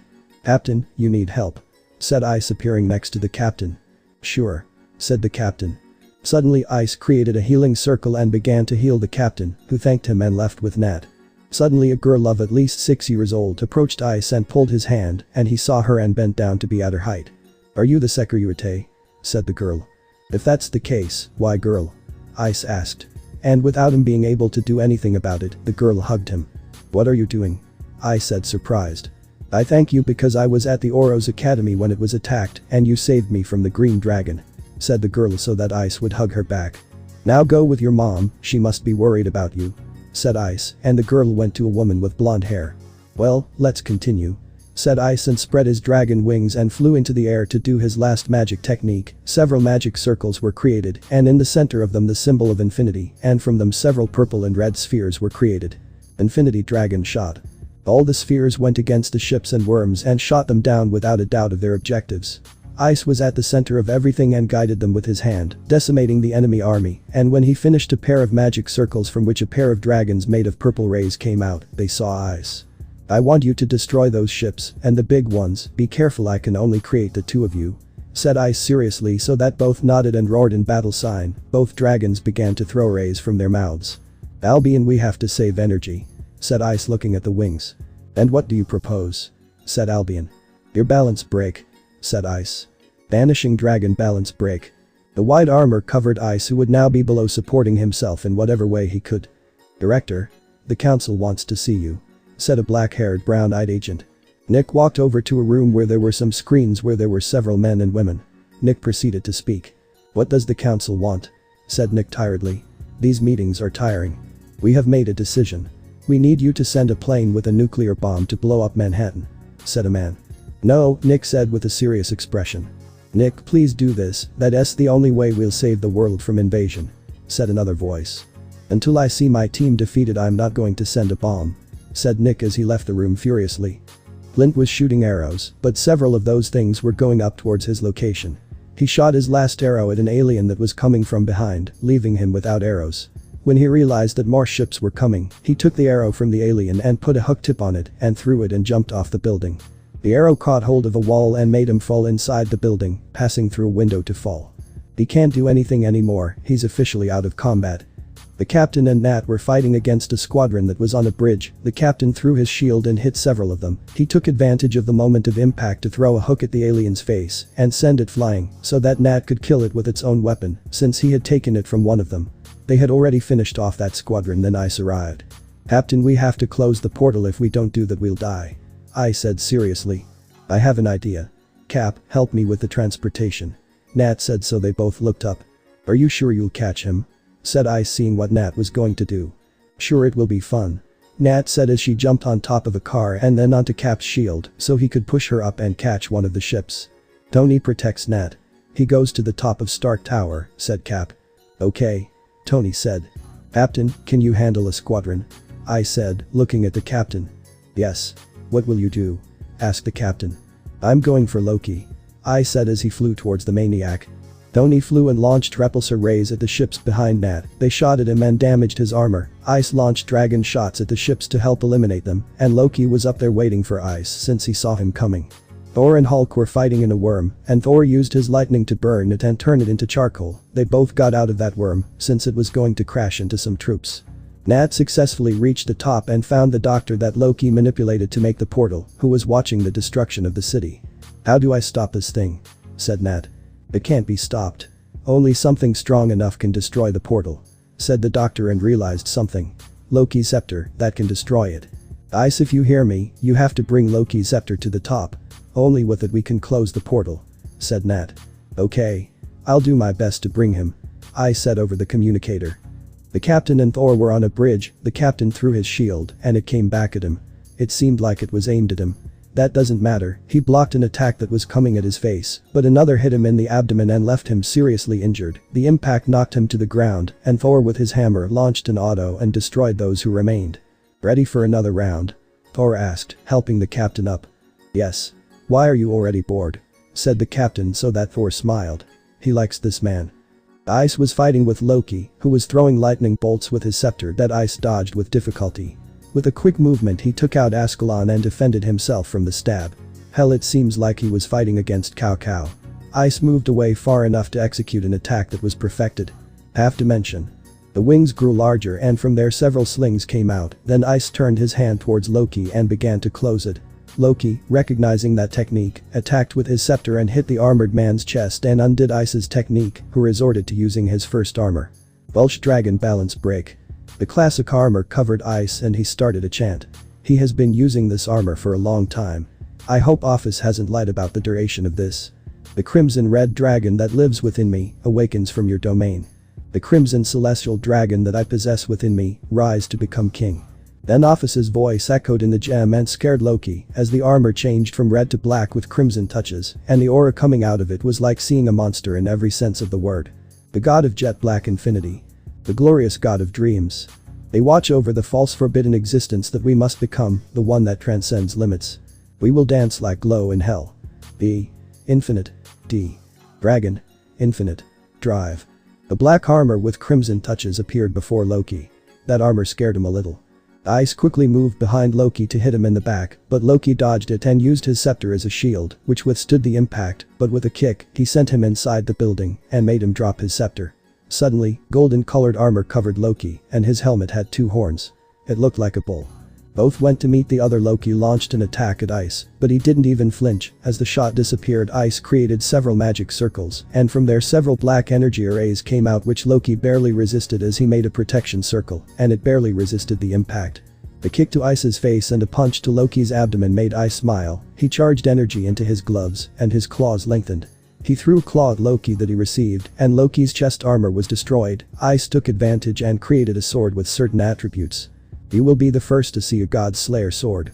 Said Ice, and a white sword was created with blue and green jewels on the handle, and the blade was red, and red fire came out of it which Loki recognized. This unfortunate man unlocked the flames of hell. Ice stood on guard. It's time to end this. Outside Stark Tower almost everyone fell to the ground. Except Thor, he smiled. He was wearing that armor. He quickly finished off several invaders and helped the captain get up. What is this pressure? Said the captain as best he could. It's Issei. He's wearing the armor he used against Trahixa. Thor said, surprising Cap. It's said the captain, but he couldn't because Thor interrupted him. That's right, he's using the Diabolos god dragon.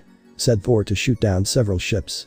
In the underworld everyone was scared since they did not know that Loki had broken free from his confinement, and much less that he was destroying a city in the United States. Quickly all the leaders of the factions gathered. What are we going to do now? We can't send DXD since they're out of service. Said Odin. From heaven we will send legions of angels to support while Asgardian and demonic troops arrive. Said Michael, putting on a golden armor with white touches on his chest and letting out his wings. Michael, you're crazy, how are you going to send an army where there are several humans? Said Azazel. Odin, don't know, is there any chance that your son Thor will arrive? Said Searchers. He's already there. In fact, he's fighting with a group that would give DXD problems, and guess what, they're all humans. Said Odin, smiling. Humans are defending themselves from aliens. Ajuka said, surprised. That's right, besides the Haryukuo is with them and is fighting with Loki. Said Odin, since he knew that Ice is the Haryukuo. But he didn't reveal it since he saw what happened with his ex-harem, and that's why he didn't reveal anything. But Vali died 2 months ago. Said Seraphol. It's not Vali, it's someone called Sato Kuragain. Said Odin, making up a name. 1. Sato Kuragain. Let's just hope they can beat them, and if not we'll have to intervene. Said Searchers. You forget the capacity of humans, right? Even though they are only a few years old, they are full of dreams and are used to fighting for them. Now, imagine if it were their planet. Said Azazel so that Michael would nod. Also, Brat Lucifer, have faith in them. They have a great future. Said Odin before leaving with a smile, leaving everyone with a question. What could he have meant? They all said mentally. Do. Sir, we have an unauthorized takeoff. said an agent, causing Nick to run with a bazooka in his hand. When he got outside, he pointed a bazooka at a plane that was about to take off and shot it down, but another one had already taken off. Stark is going to launch a nuclear missile at the island. Shoot it down, Nick said. Jarvis, full power to the thrusters, Tony said, his armor damaged but complete. Ready, sir, said Jarvis as Tony flew out to where the missile was. Ice gave Loki quick cuts, which he received since he couldn't dodge them. Ice kicked him to the ground and put several movement seals on him and told him before leaving. Don't leave here, said Ice to the god of deception who was deceived. Damn Issei, said Loki furiously. I saw the scepter and took it up to where Nat was. When he left it, he saw Tony flying with a missile towards the city. Captain, I can close the portal, Nat said. Do it, said the Cap. Don't close it, I have a gift for those bastards from Earth, said Tony carrying a missile on his back. We're toothless. I need help with the package, Tony said with difficulty. At that moment a black armor arrived next to Tony and helped him load the missile. When they were reaching their destination, he said to Jarvis. Save your strength for the return, said Tony, rising with force next to Ice. Come on, don't think about that now, let's end this, said Ice with his thrusters at full power. Let's go, they both said to cross the portal. When they crossed it they were transported to a black space. Tony ran out of energy but was still holding the missile. Ice felt that his armor was not going to last long, so he continued flying, and when his armor was about to go, he released the missile and took Tony with his hands, and he also released the missile, and both fell. Ice was about to close his eyes. The great blow blinded them and they began to fall. On Earth all the aliens began to fall lifeless. Then they saw that no one was coming from the portal anymore. In fact all those who passed were dead. Nat, close it, said the captain. In the Stark building Nat prayed for both of them to pass the portal, but the captain's order brought her back to reality. She took Loki's scepter and buried it in the machine that maintained the portal. When she touched the tesseract the portal began to get smaller and smaller. The portal was closing. When they were about to close the portal two figures went through it and fell at great speed. A damaged red armor and an unprotected person fell without propulsion, and when they both crossed the portal closed and everyone celebrated, but there was something that Thor noticed. They have no propulsion, said Thor as he spun his hammer to fly out to them. Drake, do something or the brat will leave us, Albion shouted to his rival. Shut up and take out your wings. I took out the thrusters so the impact wasn't sudden, shouted Drake, to which Albion listened and took out his wings. The divine dividing's wings came out of Ice's back and began to flap, but when Drake took out the thrusters, the speed suddenly decreased. Thor caught Ice, and Hulk jumped and caught Tony, and when they reached the ground, both were unconscious. Cap took Tony's pulse, but it was weak. Then Hulk roared and woke them both up with a scare. Tony saw everyone standing in a circle and feared the worst. Mouth-to-mouth resuscitation. Please tell me you didn't kiss me, Tony said, and Ice turned pale. Please say it's not true, I said, pale. We won, said Cap with a smile. Yippee. We have to take the day. Gentlemen, there's a shawarma a few blocks from here, maybe it's open. I don't know what it is, but I want one, said Tony as he stood up. Let's not go to Japan, I'll give you a tour and feed you delicious food, I said, standing up. This is not over yet, said Thor. Sure, and then we'll go to shawarma in Japan, said Tony. In the Stark Tower Loki was crawling since with the seals that Ice put on him, that's all he can do. When he reached the steps of the building he settled down and looked back, and there were all those who defeated him, his brother, the celestial dragons, a soldier, a green beast, and a couple of humans. Then Loki knew that what he did was wrong. But his revenge blinded him and now he sees it. Hey, if you don't mind, would you give me that drink? Said Loki, watching everyone point their weapons at him. In Ice's case, he pointed several magic circles at Loki's face. Where are the Avengers? Said a voice on a screen. His whereabouts are unknown to us. Yet, Nick said as he was in a council meeting. Again. And to top it off, he let Thor go with a war criminal. Loki has not paid for his crimes against humanity, but also let him take the Tesseract, said another voice. I just didn't argue with the god who made it, besides this was a message, Nick said with a smile that is difficult to see thanks to his serious face. And that's why we're holding this meeting. To make a statement, said a serious voice. Not so that the world knows and all the other worlds know that the Earth has its defenders. Nick said to leave, but he heard a phrase that made him stop. Nick, the fractions told us that they want a meeting with the humans, and they named you representative of the human fraction. The meeting will be in 2 weeks. In Kuo, so I suggest you prepare the child because they also asked for his attendance, said the last voice, so that Nick nodded and left the room. The kids have earned a break. Even if it's just a little one. In a small restaurant were the Avengers. eating a sandwich. Everyone was eating, some in pain and others with bruises and broken bones. That invasion was the worst, not even with the Trahexa war was like that. Don't you mind that Loki is free? Said Clint, seeing Loki, who was handcuffed and with several bruises and blood coming out of his face. I don't think so, Green Arrow. Said Drake, mocking Clint. That's easy to fix. Said Ice as he got up from his chair and hit Loki in the face several times until he fainted. That will work. They all said with a drop of sweat on the back of their necks. So how did you get that black armor, Toothless? Said Tony. That was the question everyone had when they saw it. Then Thor spoke. The Diabolos God Dragon is an armor that is made thanks to the power of the Infinity Dragon Officer Ouroboros, said Thor. Tell us the whole story, please, said Nat, making puppy eyes. Who would have thought that humans, the weakest race, defeated extraterrestrial invaders? Said Michael, surprised.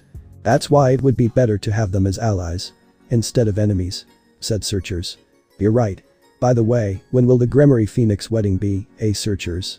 Said Azazel, pretending to be happy when he was furious only because of the peace pact between the three of them. He doesn't kill him right now. In 2 days I will invite the human representatives of your faction to our wedding in the underworld, and then there will be a meeting with them for peace, said Searchers, smiling. I still can't believe you accepted it, Brat Lucifer, said Odin seriously. Me neither, Searchers-san, said Yusaka seriously like Odin. Well, it was Rhea's decision, not mine, so if you have any problems, let her know, said Searchers. You guys think I'm not mad that Rhea's replaced Ice-kun with the jerk I had to put up with his arranged marriage arrogance? Searchers said. You should have told Ice-kun anyway, said Michael. I agree with him. You should have told him. You know what happens when a dragon is betrayed, said Azazel. Yes, I know.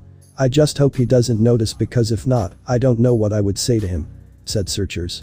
You could easily tell him that his fiancée cheated on him with the first jerk she came across and gave her left arm so he could win.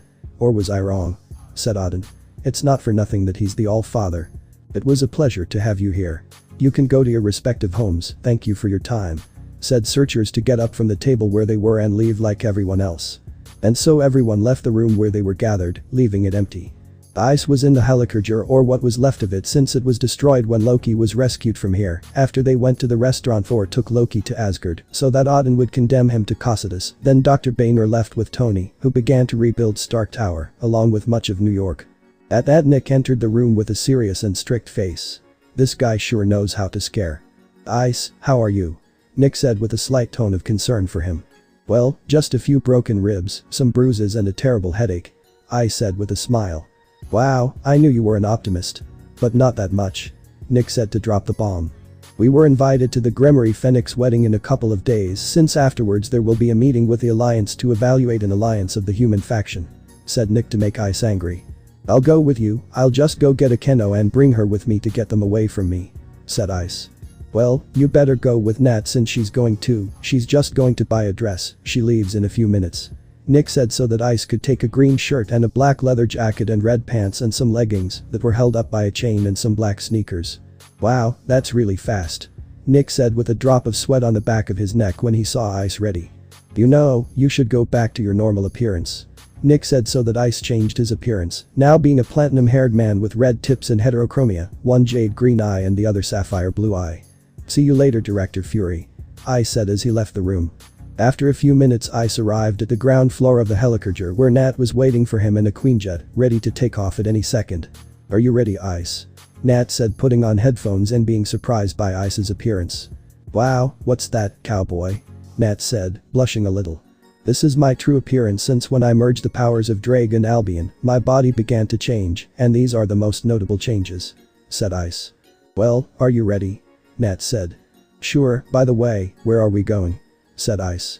We're going to France to buy a dress for me, said Nat, making Ice's mouth drop to the floor. They're going to France just for a dress. Oh, okay, let's go then, said Ice, a little doubtful since he believes that a woman's expenses are almost infinite. Don't worry, it'll just be a dress and a pair of shoes, said Nat. That's what they always say, Ice said in a whisper. Plus what you're going to buy, said Nat. After that they took off on their way to France. The trip was calm, both of them got to know each other better through a little chat between coworkers. After a few hours, Ice fell asleep and Nat stayed piloting the ship. Nat was still in shock as Ice told her almost his entire life story, but there was something Ice didn't know. The fall of the dragon. Those who suffered from this would tire quickly, their use of magic was unstable, and when all that happened, they would start spitting blood and after that, death. After an hour they arrived at their destination in France and left the Queenjet at the airport, although they had problems classifying it. After a few minutes and some knocked out guards, they managed to get out peacefully to buy something. They entered a store. Nat went first to try on several dresses and stayed with a red one with a slit on the left leg with a sweetheart neckline. Ice bought a navy blue jacket and a white t-shirt and a crimson tie and black sneakers. After they left the store they went to buy some ice cream, but when they were leaving the ice cream store a man made of stone passed in front of them and destroyed some cars, and behind him came a woman with black hair and blue eyes and a ladybug costume, along with a blonde guy with green eyes in a cat costume with ears and a tail. That reminded him of Kuroka. "Nat, can I said in a pleading tone. "Make it quick," Nat said as she walked. "I'll wait for you at the airport." Ice ran to an alley where there was no one, took out Albion's wings and activated his balance break. Since he likes this one more. In the Tower of France were the two animals fighting against the rock golem since it has been following him for 2 streets and they have not been able to defeat him. He only has a few minutes left with his Miraculous since both use their special abilities. "Any plans, Kitty?" said one of them, as she was a woman with black hair and green eyes wearing a black polka dot suit and a red background. "No, my lady," said the other, who was a man with green eyes and blonde hair, wearing a black cat suit. Divide. To the surprise of both, a white armor with blue jewels and a pair of blue wings appeared in the sky with his arms crossed. With a quick movement the armor reached them and sent them to a safe area, and then saw the golem, went quickly to where it was going to hit it in the face, but the armor dodged it and gave it a dozen machine gun blows to the chest, and to finish an upward blow to the head that sent it several meters back. Ice created 2 purple spheres and sent them to the golem, but his staff stopped the attack. He looked in the direction of origin of the staff and saw the cat stopping the sphere as best he could. "You know, when someone helps you the right thing to say is thank you," said Ice. "Why do you want to kill him?" said a voice behind him. "Easy. I have nothing to do," said Ice. "See you in next time. I hope you are vaccinated against tetanus, especially the malnourished cat." "Hey, what did you call me?" said the cat. "Hey kitty. Why did I hurt your tail?" I said in a mocking tone. "You and I, right here tonight," said the cat. "Okay cat, I hope you have dragon insurance because you're going to use it today," I said as he flew away. "Cat Noir, what the hell did you do?" said the girl in her suit. "Ladybug insulted me and I won't allow it," said the one known as Chat Noir. "I just hope he doesn't kill you for being an idiot," said Ladybug. "So we're going to stay up all night because you want to fight the cat," said Nat. "In short, yes," said Ice, scratching the back of his neck nervously. "Okay, I'll inform Fury so he doesn't do an alpha level search," Nat said. "Hello Agent Romanoff," Nick said over the communicator. "Director Fury, I inform you that we will be late," said Nat. "Why?" Nick said. "They must have gotten into trouble. The dragon here was challenged to a fight last night and wants to wipe the floor with the challenger," Nat said tiredly. "You know there's no pride in running away from a fight," Albion said. "It's true. How do you think Albion and I are the celestial dragons?" said Drake. "Issei, is that true?" Nick said, looking at Ice, who tensed. "That's right, Director, he challenged me and I accepted," said Ice. "Well, you have permission, but you have to be here first thing in the morning since we are going to a wedding tonight," Nick said before hanging up. "Wow, he took it better than I thought he would," Nat said. "It's the Haidu style you expected," I said as he put on a pair of sunglasses. "Where did you get the glasses?" said Nat. "We ask ourselves that same question," said both dragons. "And Cap?" said Ice. "Steve is on a mission that Fury gave him, he will be here tomorrow for the wedding," Nat said. "I see, and do you want to take a walk?" I said innocently. "Sure, why not?" said Nat. "What?" said a couple of boys. "Just as you heard, the subject you encountered is one of the 2 celestial dragons. And from what I know, it is the Haryukyo," said an old man in a Hawaiian shirt. "So it's a dragon. Only you get into these problems," said a girl. "Come on, don't blame me, he insulted me and he deserves punishment for that," said a boy. "In fact, that dragon can destroy the world with just a flap of its wings," said the old man. "It's official, you're dead. It was a pleasure having you as a partner," said the girl. "Come on, it's not that bad, besides, I came to apologize for what I did," said a voice emerging from the shadows to reveal Ice. "I was already saying when you were going to reveal yourself," said the old man. Well, I came to have a peaceful conversation with the cat and the mosquito," said Ice, making the aforementioned ones get a red eye. "And how did you get here?" said the girl. Easy, just follow his aura, and that's it, said Ice, downplaying the matter. So the rumors about you are true, said the old man. An existence so powerful that it must be banned, said the old man. Blood, flesh and power of the dragon gods and an armor that assimilates the twilight, said the old man, surprising Ice. Okay, this is weird. But anyway, I'm sorry for calling you a flea-ridden and malnourished cat and for trying to eliminate the golem, said Ice, bowing. We forgive you, they both said. But I still want my duel, he said in a boy. Let's go then, said Ice to snap his fingers and appear in another dimension. Vanishing dragon balance break. The armor covered Ice and a great aura came out of him so much that it was terrifying just by feeling it. Ice quickly moved towards his rival and hit him in the face, sending him flying a couple of meters. He then charged 2 spheres and threw them. The boy dodged them, but… reflect. The spheres increased in speed and were directed by Ice, one of them hit him in the arm and the other in the leg. The boy got up as best he could and threw 2 black energy spheres. Divide, divide. The spheres were getting smaller until they disappeared. Ice took Ascalon out of his hand and began to attack. He charged magic in his hand and sent it to the sword. He made several slashes in the air, and when he finished making them there were several stars then. Fallen morning star. The stars fell at high speed, and the boy could only dodge one, the others were hit full force, and the boy was covered in the black aura and went against Ice, covered in that aura, he attacked without ceasing, and with a last punch, he destroyed his armor and sent him rolling on his back to the ground. Interesting, you are the first to break my armor, but it is time to end this, said Ice. Thanks, but I think the same, said the boy. Welshing dragon balance break. The combination of both armors appeared and had 2 wings and 2 cannons on its back. Ice was charging power to take a shot and end this. Boost boost boost boost boost boost boost boost boost boost boost boost boost boost boost boost boost boost.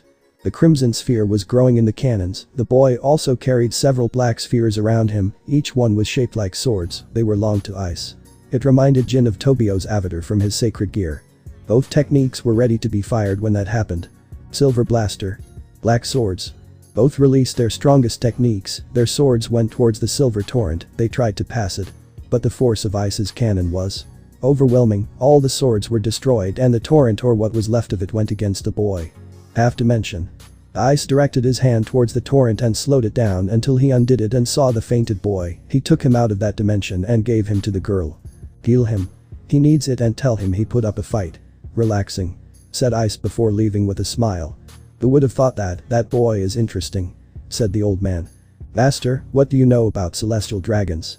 Said the girl while healing the boy. Wow, I didn't expect that, but what could he have meant by the armor that assimilates the sunset? Said Nat with a finger on her chin. I don't know. But you have to admit that it's interesting, said Ice getting on the Queenjet.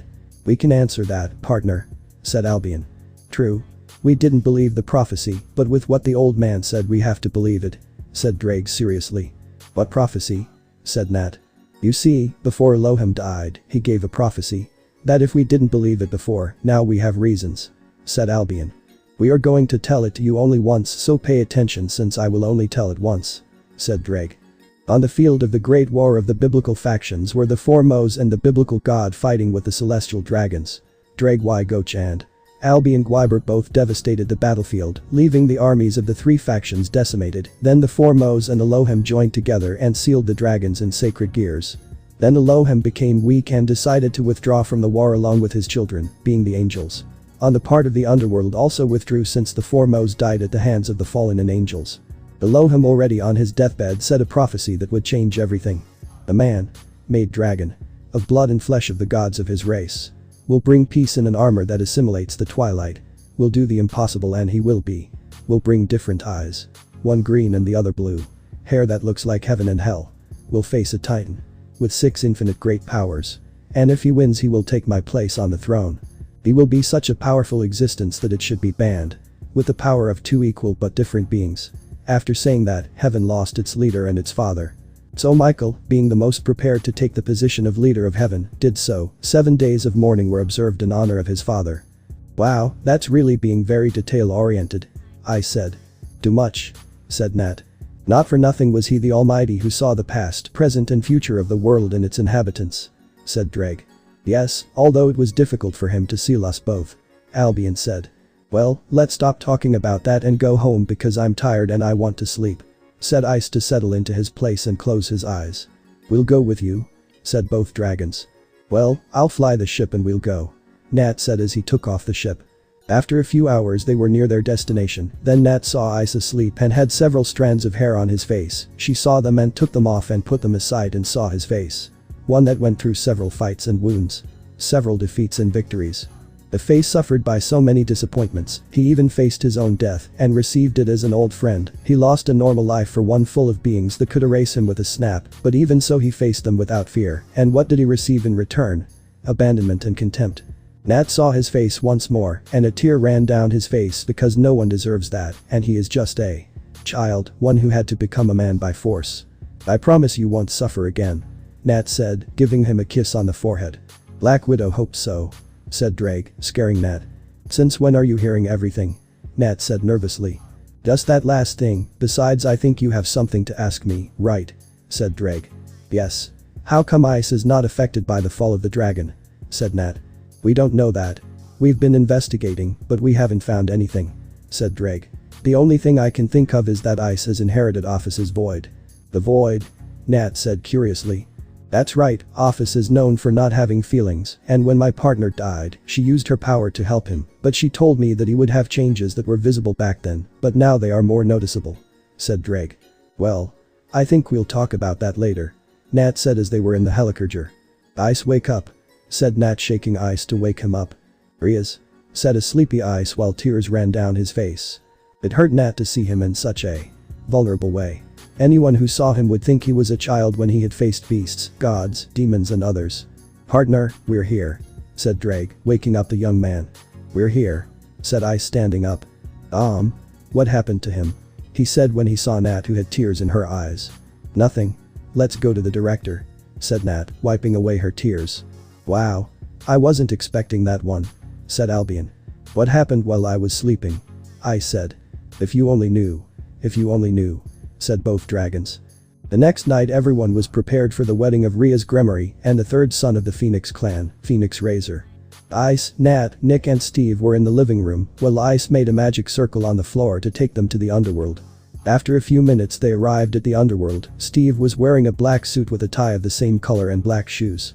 Nat was dressed in a red dress with a slit on the left leg, a sweetheart neckline and black heels, and her hair was styled in a bun on the right side.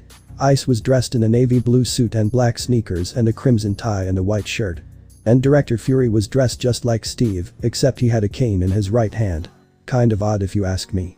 They were in front of a castle that Ice knows well. The Gremory Castle. The guards took them to the main hall where the wedding would take place. When they entered the hall, Searchers and the other leaders of the Alliance came to greet them. It's a pleasure to have you here, sir.